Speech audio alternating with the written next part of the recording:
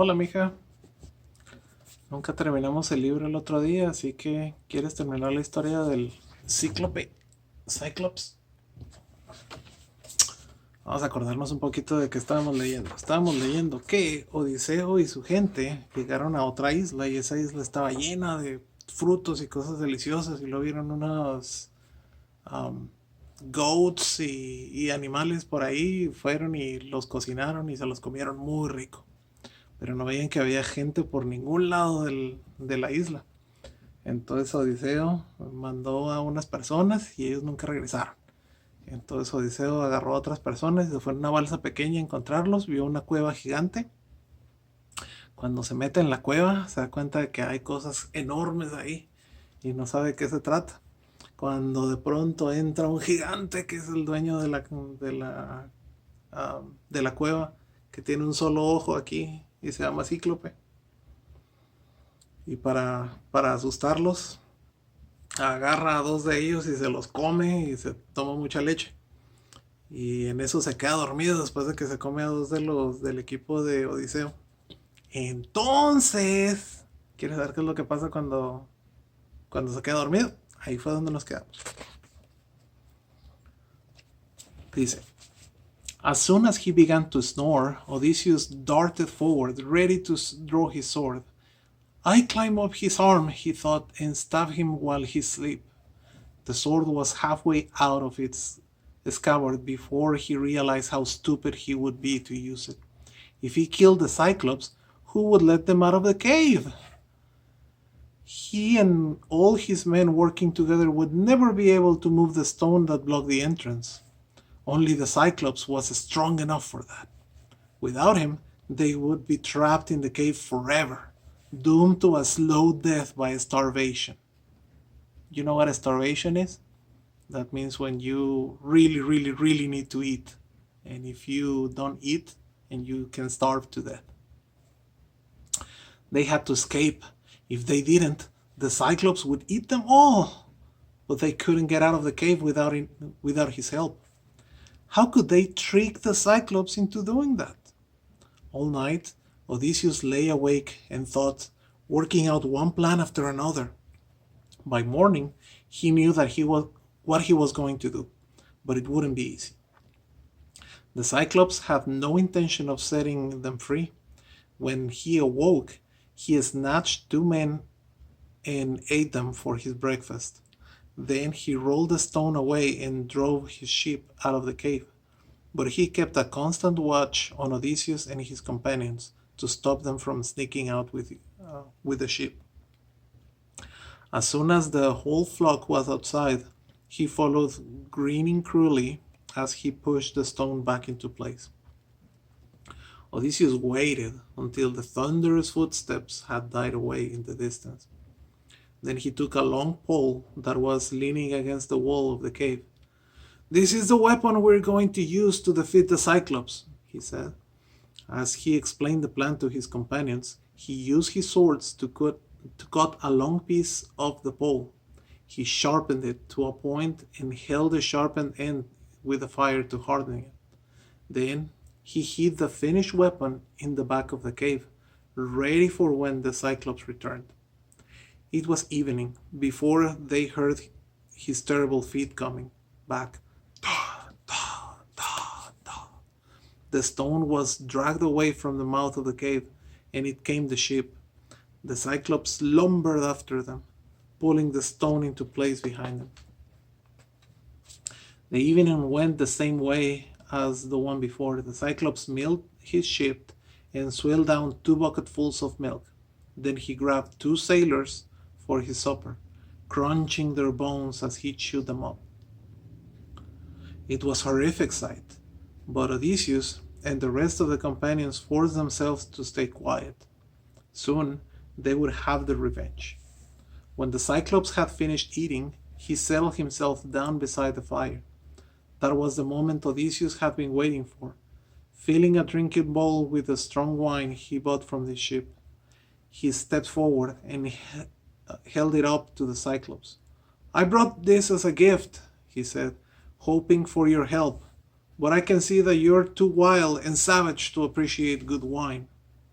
The Cyclops, the Cyclops snatched the bowl out of his hand and drank the wine in a single gulp. Then he rolled his single glaring eye and held out the bowl. More! He growled. And when you've poured it, tell me your name. I have a gift for you too. Odysseus nodded and smiled, but he didn't speak, not yet. He just filled the bowl again, and then again after that, and again. The Cyclops went on guzzling the wine, and realizing how strong it was, gradually his speech slowed and his eyes glazed. When he was totally drunk, Odysseus spoke at last. You asked for my name, he said. I'll tell you. I'm called Snowy Body. Now, where's the gift you promised me? The Cyclops rolled his eyes and bellowed with laughter. Here it is. I promised to eat your companions before I eat you. Isn't that a fine gift? I'll save you until last. He roared with laughter again and then slumped over onto his back. In less than a minute, he was snoring drunkenly. As soon as he was unconscious, Odysseus ran to the back of the cave and fetched the pole he had sharpened. Once again, he and his men plunged it into the fire, but this time they held it there until it was red hot. When it was about to burst into flames, they lifted it out and raised it high into the air. Then they drove it with all their strength into the Cyclops' eye, enormous eye. He awoke with a scream, knocking them out of the way as he jumped to his feet. And he went on screaming and struggled to pull the stake out of his eye. The noise awoke every other Cyclops on the hillside.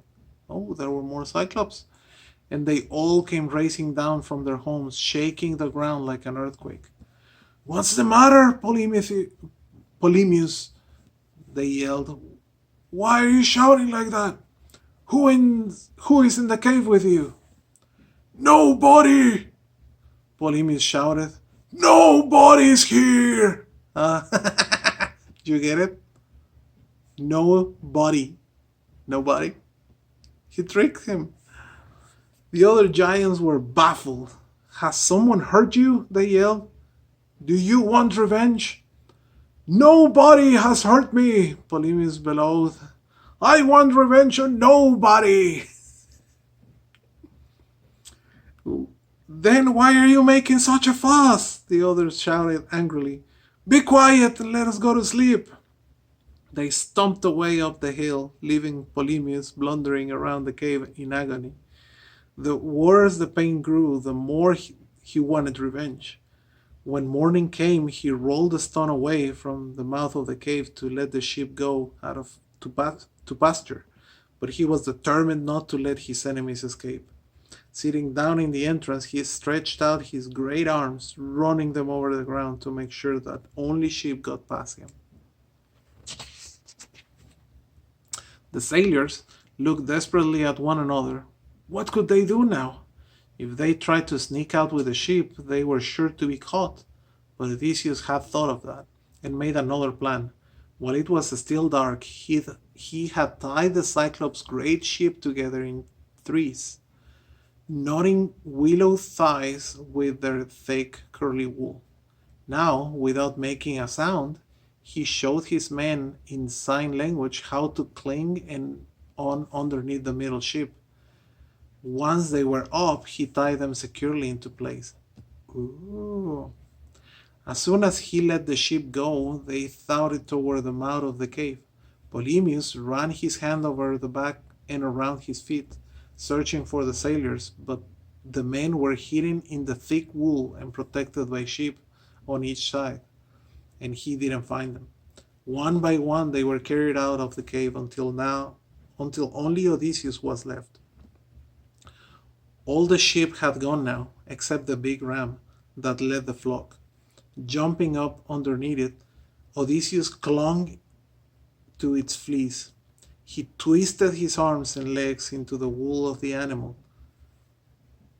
Oh, my ram, Polymus said, when he felt its horns. Why are you last instead of leading the way? What's the matter with you? He kept the ram in front of him, running his hand over him. Underneath, Odysseus held his breath as the thick fingers came toward him. They were just about to touch his shoulder when Polybius stopped and let out a great sigh. You stayed behind because you're sad, didn't you, dear ram? He said. You know I'd be hurt. If I could find no body, that treacherous weakling, I would beat his brains out. Oh, if only you could tell me where he is. For a second he paused, almost as though he expected the ram to speak. Then he let it go, and it thoughted out of the cave. Odysseus loosened his cramped hands and jumped down. Quickly he untied his men and set all race toward their ship, herding the fat sheep with them. It would have been the perfect escape if only Odysseus had kept his mouth shut. But he didn't. As the ship left the shore, he ran to the stern and yelled triumphantly at Polybius. So I'm a treacherous weakling, am I, Cyclops? Well, this weakling has defeated you and given you the punishment you deserve. The Cyclops heard his voice and charged toward the sea with roar. Heaving a great rock out of the ground, he flung it to the sea, aiming toward the sound. The splash set the ships rocking, and the sailors pleaded with Odysseus to be quiet, but he wouldn't stop shouting. Do you want to know who was clever enough to trick you? He yelled at Polybius. Well, you can tell your friends it wasn't nobody. It was Odysseus, the king of Ithaca. The Cyclops bellowed and lifted up his massive hands, calling out to the god Poseidon, who was his father. Father Poseidon, grant me revenge. Stop Odysseus from reaching his home in Ithaca. Or if he must reach home, let it be only after a long journey. Let him lose all his companions and his ships and arrive in Ithaca while a wretch, to find his home full of trouble. The sea swelled and thundered, boiling around Odysseus' ship. His men pulled at their oars, desperate to return to the island, where they had left their comrades and the other 11 ships. They were terrified of being wrecked before they could reach it. But by morning, they were there, and everything was calm. The sea slapped softly on the beach under the clear sky. It seemed that Polybius' course had dissolved like a puff in the wind. But it hadn't. Deep under the river ocean, Poseidon, the earth shaker, had heard the voice of his son. Rearing up his mighty head, he scanned the wide dark sea until he found Odysseus and his tiny fleet of 12 long ships. Shaking the tangled locks of his hair, Poseidon began to watch them.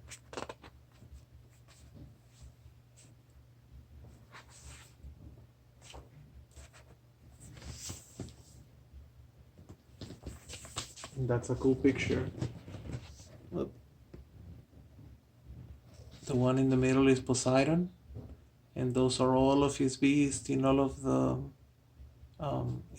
oceans, and that's everything that Odysseus is gonna have to face, all of those monsters. And we'll read more about them in the next time that we have this chance. Mika, I hope you like the video, and I hope to see you soon. Love you very much. Bye.